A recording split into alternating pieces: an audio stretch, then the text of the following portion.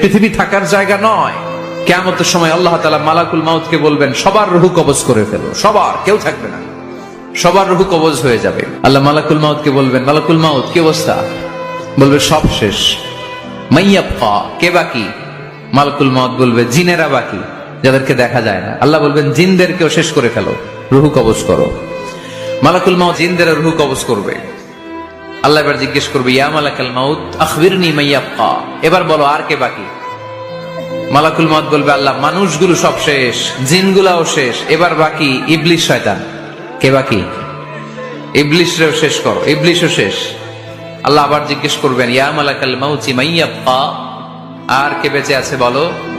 মালাকুল মাউত বলবে, আল্লাহ আপনার কথা অনুযায়ী পৃথিবীর সব মানুষের রূহ কবজ করলাম, সব জিনদের রূহ কবজ করলাম, ইবলিসের রূহ কবজ করলাম, এখন আছে শুধু ফেরেশতারা। আছে কারা?